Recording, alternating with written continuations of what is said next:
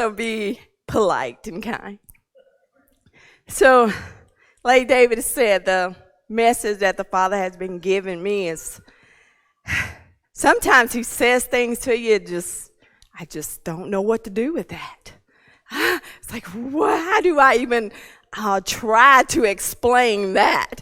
And John was talking, Pastor John was talking last Shabbat. He said, I don't even know how to get this out. How do I do this? Because he says it in such a way you can't put it into words. It's hard to put what he's saying into words when he's speaking to you. And it takes time. So he's been talking to me about the parable of the sower, the power of the receiver. So the receiver has power, just as the sower has power. So what you receive is going to be what you produce. So you can produce a little power. You can produce not so little power. You can produce a lot of power. So it's how you receive what he's given you. And as the song said, he's always working.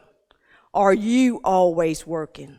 I know a lot of times you get sick, you feel bad, but your mind and your spirit is always working. And how you receive the sickness, how you receive what's going on in your life determines on how long you're going to stay there. So just because you're laying, I call it, if you're sick and you're in the bed and you can't get up, hey, happy for you. Because that's the time you need to be praising Yahweh and taking time to think and to pray. Because he's trying to get your attention, you need to be right here with me. You need not to be so busy. This is the time you need to be with me. So, hey, sickness and all that, the way you look at it, it could be a blessing on how when I was pregnant with Joy, I spent 9 months in the bed.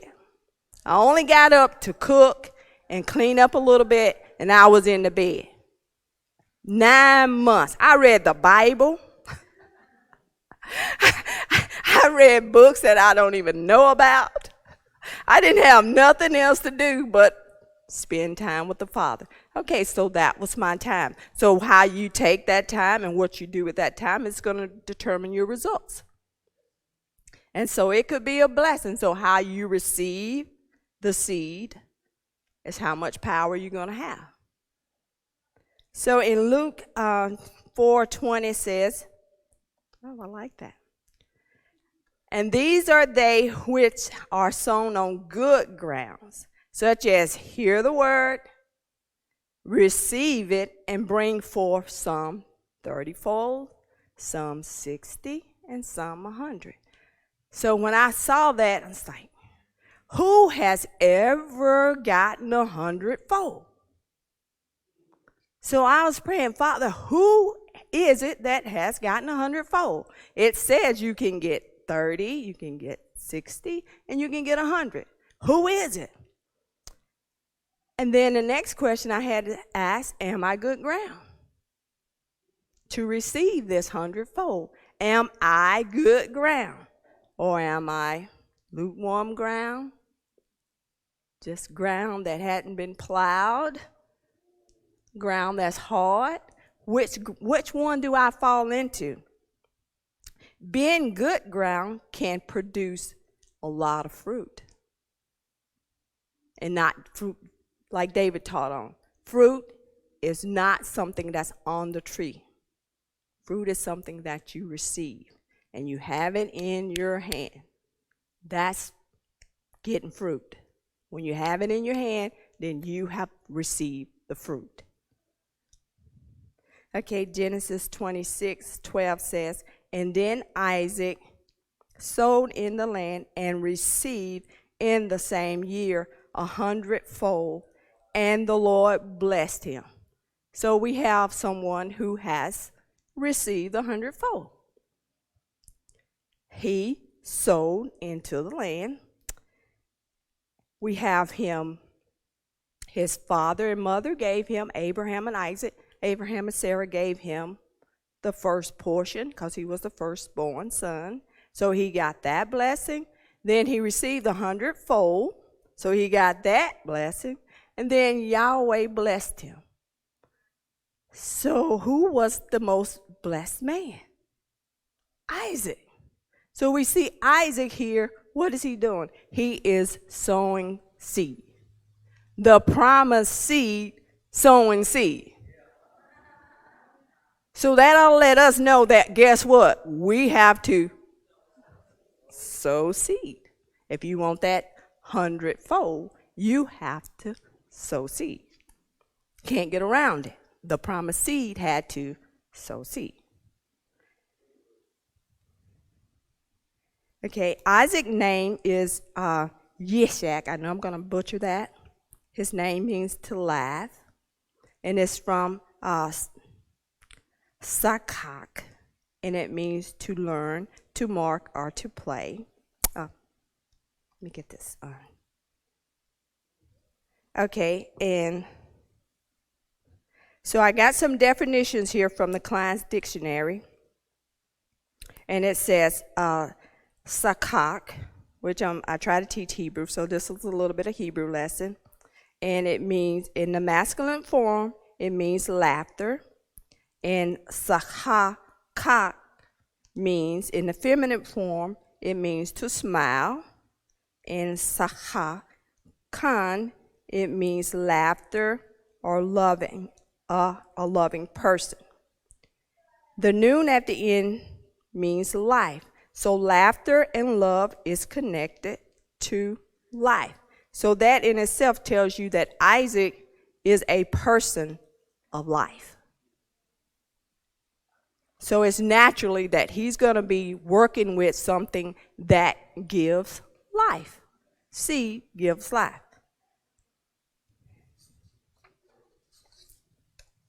In Genesis 26:1, it says, and there was a famine in the land. Go figure that.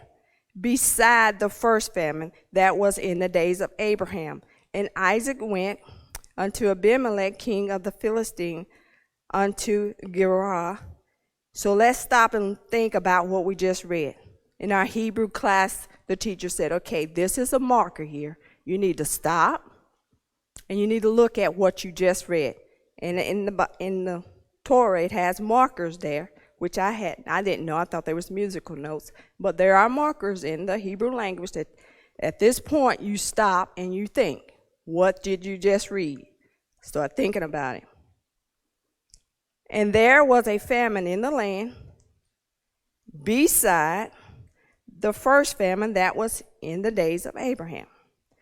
And Isaac went unto Abimelech, king of the Philistines, unto Gerar. So there are 6 points there. So what's the difference between the famine of Abraham and the famine of Isaac? So he's saying, okay, there is a difference here between those two famines. So you need to stop and find out what's the difference between those famines. So we looked at the name of Isaac. Let's look at his dad, Abraham. And his name is Avraham, and it means father or mother tooth. Av, meaning father, and it's also, he's a friend of God, a friend of Yahweh. And Sarah's name is Sarah, and it means princess, a royal lady, to rule or act as prince. So her name comes from the word Sar, which means prince or ruler, one having authority as a leader. And we can see here that we have come so far today from what has happened in the past. We should be princes and kings and priests. So we've fallen so far from where our authority lies. And the word Sarah also, if I was doing a study on Martha's name. So Martha's name is where Martha and Mary, you remember those in the New Testament, the ladies, her name is connected to Sarah, meaning that she was one who had authority. She was considered as one who was a leader, so she was authority. She had authority. So when Martha was telling Yeshua, hey, tell Mary to come help, that's what she did. She had authority to do that. So her authority, and he said, okay, she has chosen the best. Calm down. Okay, Abraham was 100 years old when Isaac was born, and Sarah was 91. 91 from 100 is 9. 9 divided by 3 equals 3. The 3 is the number of resurrection. So Sarah's womb was seen as dead. And so when I started looking at all these, everything I looked at from that point on, the words began to end with 3, like emet, truth. You take it to its lowest number, and it's 3, resurrection. Isaac went unto. So I'm going to look at the word went, is yalak, and also from halak, and it means to go, to walk, to come. The basic idea is movement. Like a river, a flowing river is a symbol of life. Go figure.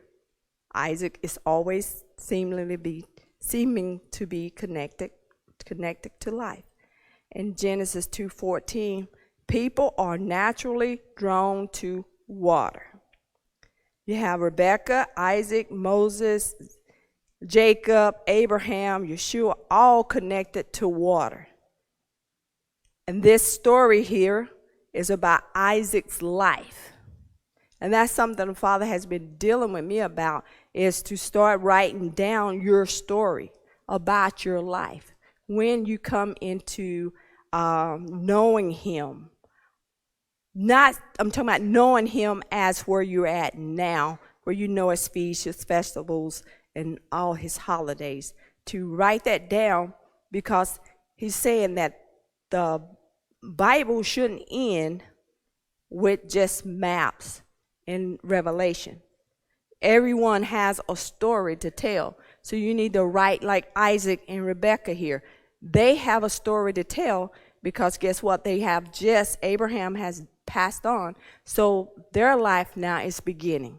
So as long as he was in Abraham's house and connected to Abraham, he was under Abraham's covering. So whenever he got out, now you see Yahweh's talking to him. So now it's the life of Isaac and Rebecca. So he said, okay, now it's the life of David and Brenda. No longer my mother and father, no longer David's mother and father. It's our life story, so we should write our life story down. And the Bible should never end. Okay. So naturally, people are drawn to water. And we know this story here, if you've read it, it's about water. In Genesis 26:17, and Isaac departed thence and pitched his tent in the valley of Gerar and dwelled there. And 19 says, and Isaac's servants digged in the valley and found there a well of springing water. So these, I'm telling you, when you start looking at the Hebrew language, these words just when I think I got it down, this word means this. Throw it out the window. It don't. The word valley here is Naha, meaning a valley, a wadi, a river, a stream. And it's from Naha, meaning to take property as a permanent possession. And if you think about that, it makes sense. It can refer to the actual taking of the promised land, whether it was the entire land of Canaan as a gift from God. Isn't it interesting that today many of us live in cities and we never have the opportunity to dig a well? And a well represents ownership of property. So we don't get that opportunity. Well, I've always lived in the country, so. But it also represents something that's spiritual. A spiritual well being open and released. Okay, and the word found here is matzah. It's not the same word as our Passover matzah. But here it's matzah, to find what is lost, to learn, or to come upon. There's a lot of things lost to us today, our history, and so much more is missing from our lives. So we really have to begin to matzah. We have to learn to find things that are hidden. We can't just sit back and say, oh, that's the truth there. Not from our experience, what we know now. We can't say, oh, okay, that person is telling the truth. 6 months down the road, or a year, if you hang around long enough, you'll find out everything you need to know. And it will shock you sometime. So a well here is ba'ir, and it means a well, a pit, or a spring, and it comes from ba'ar, and it means to make plain, to make clear, to explain, to declare. And springing means high, so a river, that water means life, flowing or fresh waters. And then the place was Gerah, and it means sojourning or a lodging place. This is what I feel like it means.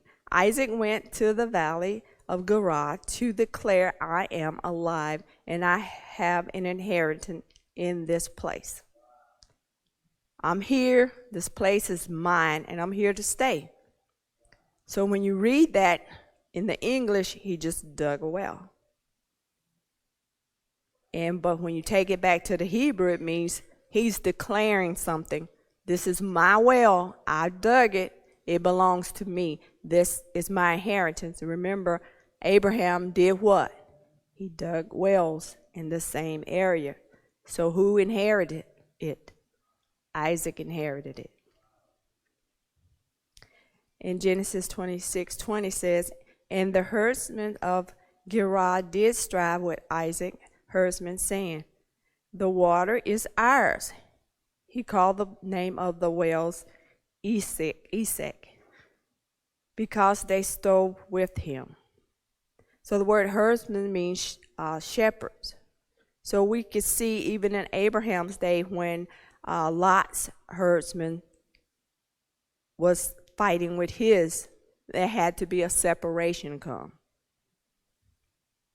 In Genesis 26:1, and they dug another well and strove for that one also, and he called the name of it Sitnah.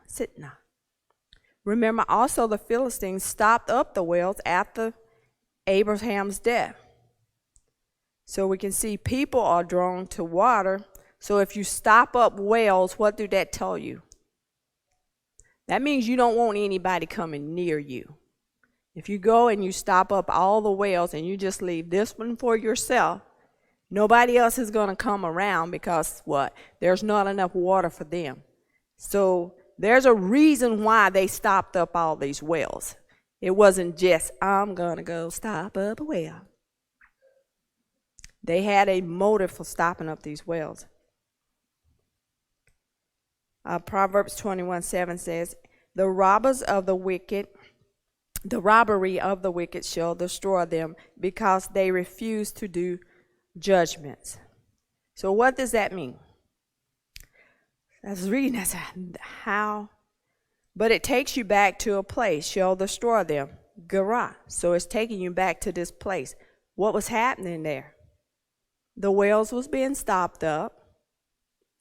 The herdsman was taking the water. So their robbery is going to what? Destroy them. Because they refuse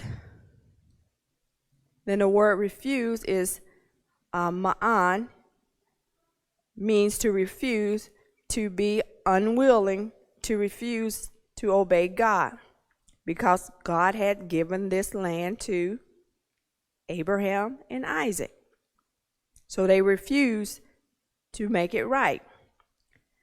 But the word amen is the same three-letter root, and it means to confirm, to support, to be faithful. So you see these two words, they have the same three letters, but the word means something different if you rearrange them.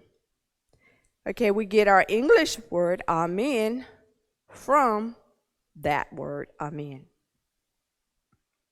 The value of ma'an and amen is 91, the same as Sarah when she when Isaac was born. So this place is not just a lodging place, it's also a place where judgments are made, judgments of destruction or judgments of life. Proverbs 21:3 says, to do justice and judgment is more acceptable to the Lord than sacrifices. So Isaac went in unto Abimelech, and his name means father, my father is king. So we have two kings here. And the Philistines, my father is the king of the Philistines. And their name is Philistia, and it means to invade. They are immigrants, sea people. Immigrants are a person who migrates to another country, usually for a permanent resident. I'm here, and I'm here to stay too. So you have these two nations here, butting heads. One is one who invades with sorrow. Okay, the word, it comes from palash, and it means to roll in ashes or dust, depict great distress and sorrow. So the Philistine is going to invade you with sorrow, depression, agony, misery, and everything that's going to be bad to keep you away from this place. Now the word ashes is ephor, and it means soil, ashes, dust. The word for dust is aphor, and it means something used to cover a person's eyes to disguise him or her. So now we're fixing to see what's going on. To disguise something means to hide it or make it appear different so that people will not know or will not know about it or will not recognize it. So at this place, there's a lot of stuff going on. So when you read it, you just think they're there just hanging out. But I don't think Isaac and Rebekah was there just hanging out. And I think they was looking for something that was hid. I think Sarah and Abraham told them something, and they was looking for it. So misery, depression, and things that are hidden. So they just, okay, it's there, but I'm going to look past that. I'm on a mission here. The Father has told me something, and I'm going to go and do it.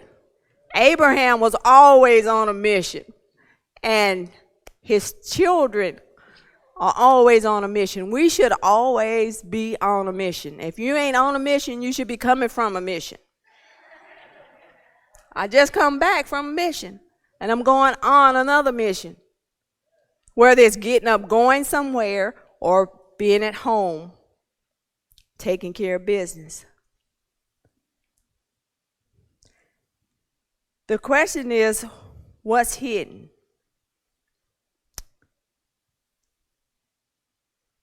So, hide what? What's so important that needs to be hid? The reason for the covering of the eyes is it not to see the complete truth so you don't have to be a judge? So remember that people are drawn to water, so something is hid that they want the people not to see. In Genesis 26:1, and there was a famine in the land beside the first famine that was in the days of Abraham. And Isaac went unto Abimelech, king of the Philistines. So we should look at this word beside. And it is bad. And it means alone, separate, being alone. And it's from badad. And it means to withdraw, to isolate. It describes Israel dwelling alone amongst the nations. So Israel was supposed to be alone. So when Isaac went in, he said, okay, I'm here, and we are not going to mingle together. Let's get this straight right now. We are not going to be friends, and we're not going to be buddies. Okay, Numbers 23:9 says, for from the top of the rocks I see him, and from the hills I behold him. Lo, the people shall dwell alone, and shall not be reckoned amongst the nations. So Israel is designed to be a nation of their own. And that goes for us. We're designed at some point, I don't know how the Father's going to do it, but we are designed to be a nation unto ourselves. So we have two separate nations coming together at the same location. One nation is loving and joyful, and the other nation is distress and sorrow. I believe that Isaac and Rebekah looked past all that. That's just a distraction. Say with me, that is a distraction. You need to know what's a distraction and what's not a distraction. Everything that's out there and coming your way is not good for you. It's 9 times out of 10, it is a distraction. So you need to be able to discern what is a distraction. Okay, lay it down. Are you a distraction? Is that going to distract me from what Yahweh has planned for me? Or is that, you just need to be able to look at it and you'll be able to judge and say, hey, this is a distraction and I don't need to be involved in it. So misery loves company, but so does laughter, joy, peace. All that loves company too. The word beside also is badad, indicates idle talk, empty talk, vain talk, such as Zafar claimed Job was uttering. So you need to be able to recognize idle talk, empty talk, vain talk. You need to be able to recognize that because it's out there. History is just full of stuff. And Job 11:3-5 says, should thy lies, bond, make men hold their peace, and when thy mockest shall no man make thee ashamed. For thou hast said, my doctrine is pure, and I am clean in thy eyes.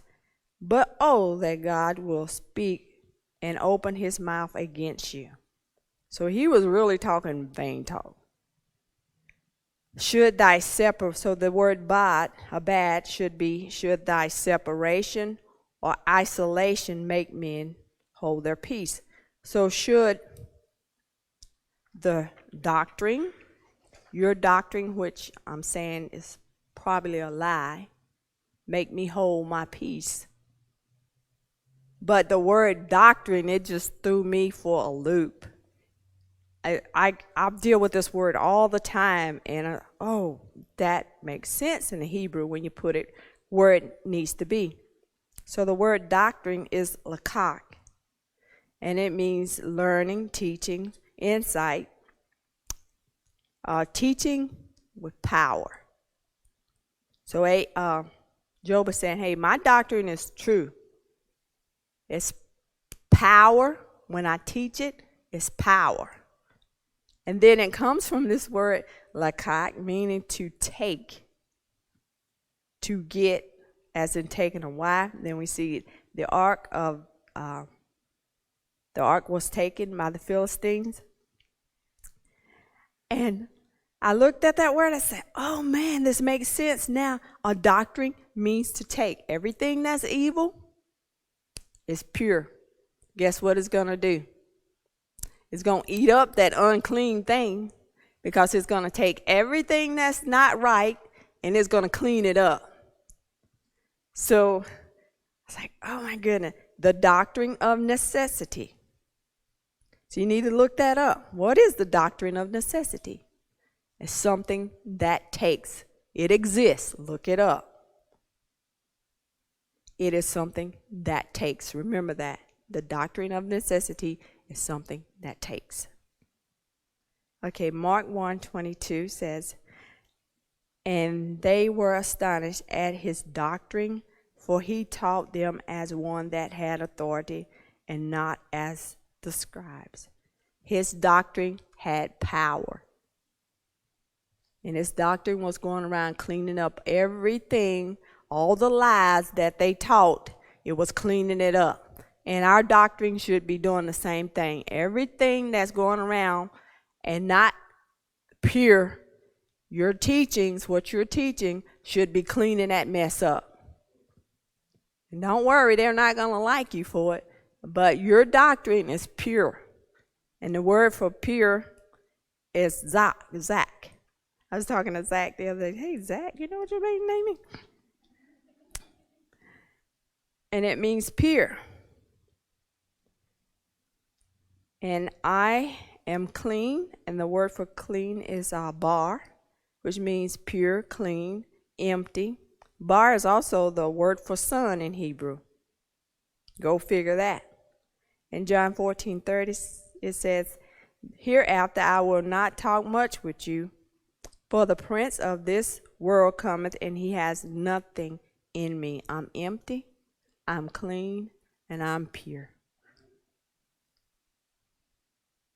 Genesis 26:2 says, and the Lord appeared unto him and said, go not down into Egypt, dwell in the land which I shall tell thee of. So he's talking to Isaac here. So this is Isaac, where he starts off, him and Rebekah. Yahweh begins to talk to him now. So we're all at the point to where Yahweh is beginning to talk to us now. Okay, this is what I want you to do. I want you to stay here, okay? First thing is to get this in your head. I want you to stay here. There's a reason where you're at. You're not just there because you just felt like your pizza was telling you, I need to stay here. You're there for a reason. He says, stay there. Don't go nowhere. And sojourn in the land, and I will be with thee, and I will bless thee, for unto thee and unto thy seed I will give all these countries, and I will perform the oath which I swear unto Abraham thy father. So I'm going to tell you, he cannot give you something that he tells you to stay somewhere, and you over there in California somewhere, or in Georgia, or in Alaska. And he says, I want you in Oregon. And you, well, you told me you were going to give me this here, but you're over there. How can you get that? We see so many people, well, he told me to come over here at Manna. 3 months later, you're over there at the First Church. How's that? He is not going to bless you over there. I don't understand that. And then you get mad because he's not blessing you. You over there. The blessing's over here. I'm not just saying that for man. I'm just saying anywhere he tells you to be, that's where you need to be. Because that's where the blessing's going to be. It's not going to be over there. And if he told the promised seed that, then guess what? You're no better than the promised seed.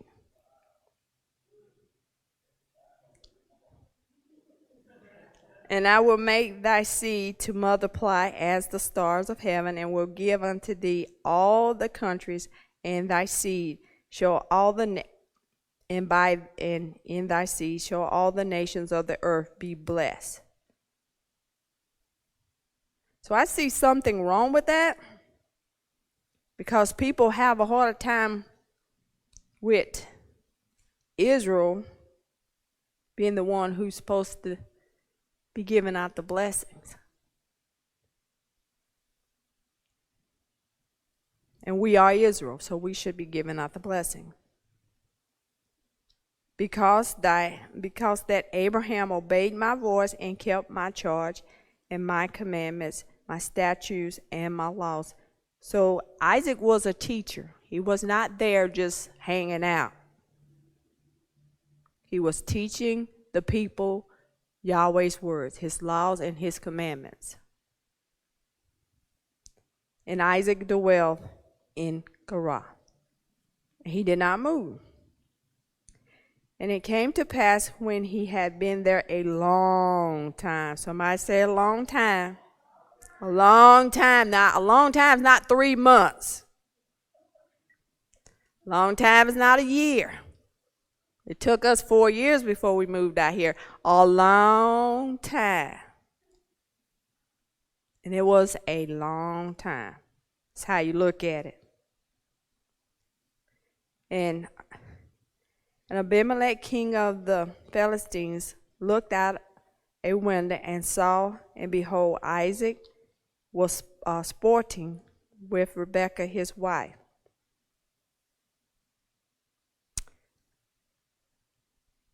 That's a story in itself, but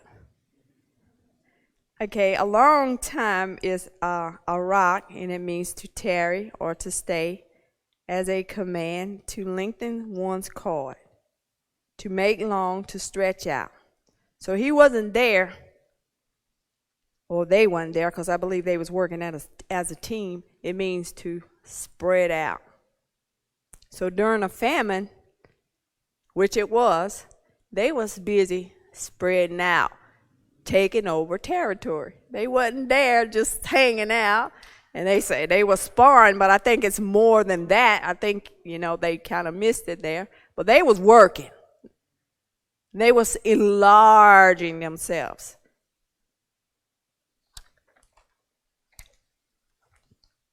It's kin to the word arak, and it means to set in order, to prepare, to set forth a legal case.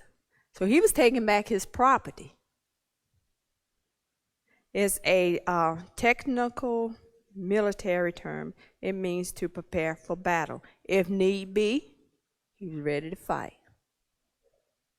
So he was not just hanging out, sporting with his wife.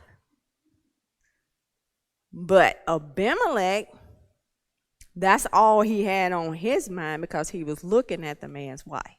So naturally, that's what he's going to see, because that's what he was thinking about. But he wasn't. Isaac and Rebekah, they was on a mission. They was fighting for what was promised to them. In Psalms 23:5 says, "Thou preparest a table before me in the presence of my enemy." The word prepared is arak, and it means to set in order. Everything like the Passover, everything is set in order. I'm sitting, and it's all in order. So that's what they was doing. They was teaching the word. They was putting things back. Every lie that's been told, everything that has been hidden. Okay, let's bring it out. Let's look at it. Let's lay it out here. Let's look at it. Let's judge between what's right and what's wrong. And let's put it back into its proper order. That's what they was doing.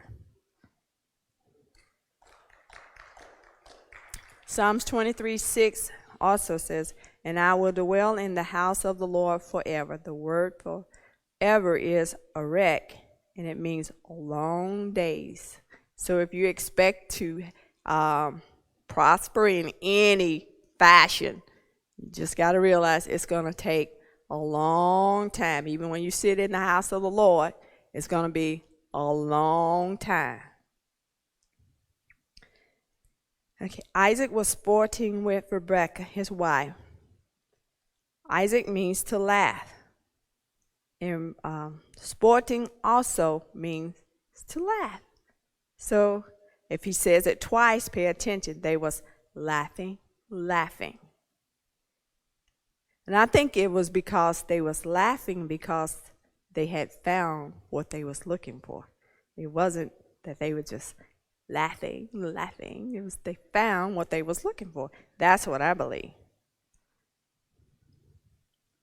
And Rebecca's name means is Rivka, and it means ensnare, a girl who ensnares men by her beauty.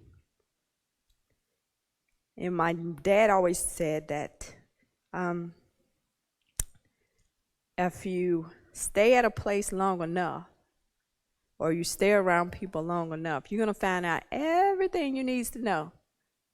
That's what he said. You know, just go over there and stay a little bit. That's what he told me. just go stay with him a little bit. You're going to find out what you need to know. He was funny. And my mother always says that this is what the way that you got your husband is the way that you're going to have to keep it. So if you get a husband and you're always laughing before you was married and always having a good time, guess what? That's how you're going to have to keep him. Mine and David was he loved food. So I got my mama. We cooked a big dinner. I wait till a man's heart is through his stomach.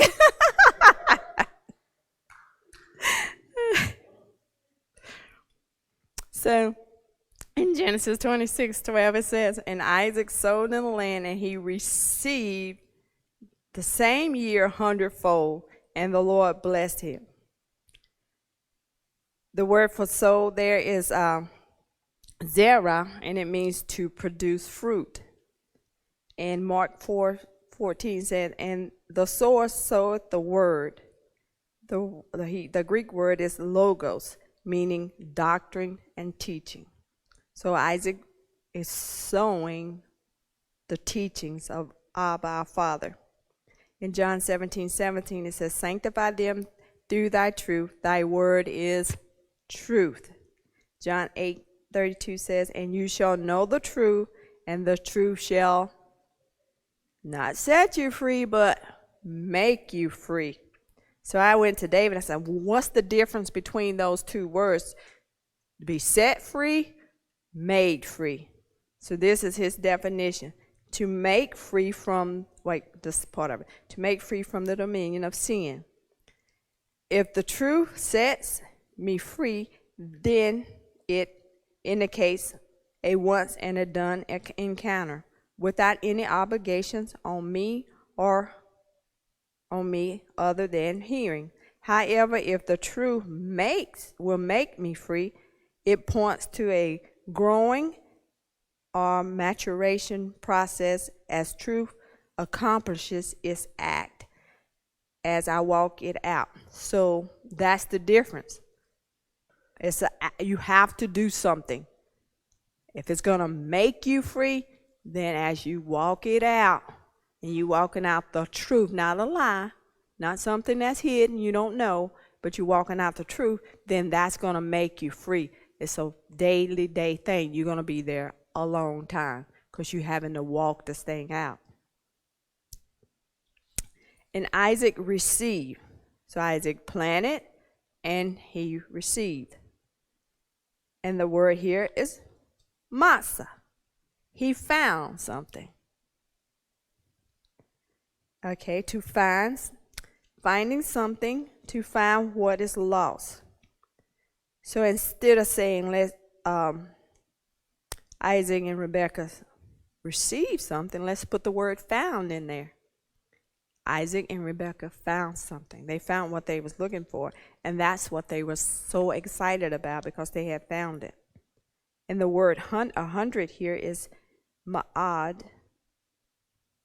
Ma'ah. So this is two separate words, and it kind of threw me off too because it was like 100-fold. So when I was looking at it, okay, this is two separate words. It's not the same word. And fold here is sha'ah. It means 100-fold. It indicates a huge increase in the yield of crops and products from a field or land. But, okay, this sha'ah is only mentioned one time, and it's only in this verse. But it comes from the word sha'ar, which means gates. And the entrance. Isaac and Rebekah found the gates that Abraham and Sarah told them about.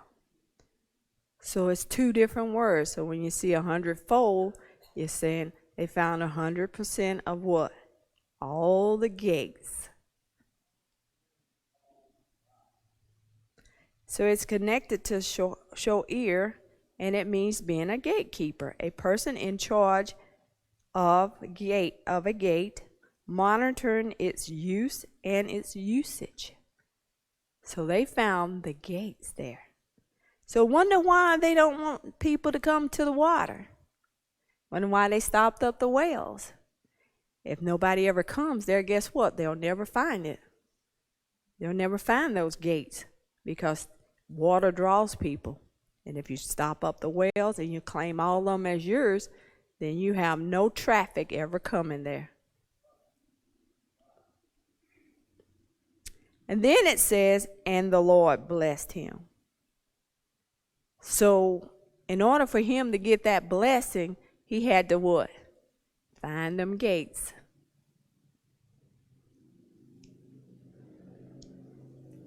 And the word for blessing is barak. It means to bless, to kneel. But the word is connected to parak, and it means to break off, to tear off, to rescue. It is used in a sense of breaking a yoke off of oppression, to redeem or deliver. So Isaac found those gates, and he was in charge of the gates. So that brought the Father on the scene, our Heavenly Father, our King Yahweh. That brought him on the scene. So he said, okay, you have taken control of these gates now, and guess what? I'm going to make sure I help you out. I was shocked when I saw those words. Say, okay, they're not just talking about him receiving 100-fold. He received a big thing. This is huge. And then it says in Genesis 26:22, and he, Isaac, removed from thence and dig another well, and for that they strove not, and he called the name of it Rehoboth. And he said, for now the Lord has made room for us, and we shall be fruitful in the land. So that's our inheritance. And the word Rehoboth is Rehovot, meaning a wide place or a street. I look at this word all the time. I never connected it to this land here. And it's from Rehov, and it means to enlarge. So Isaac and Rebekah was there enlarging things, setting things right, because it was their property. I say Isaac and Rebekah because they was working as a team. He couldn't have done it without her, and she couldn't have done it without him, I believe. To extend, to open wide, is used of giving a person space, relief in a time of danger. And Psalms 4:1 says, hear me when I call, O Lord, of my righteousness. Thou hast enlarged me when I was in distress. Have mercy upon me and hear my prayers.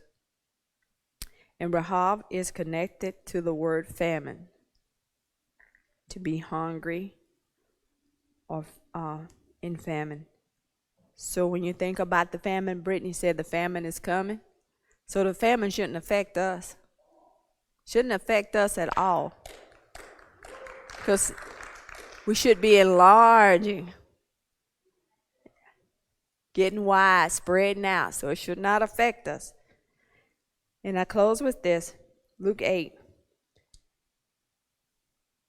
But that on good ground are they which in an honest and good heart, having heard the word, keep it and bring forth fruit with patience. Shabbat shalom.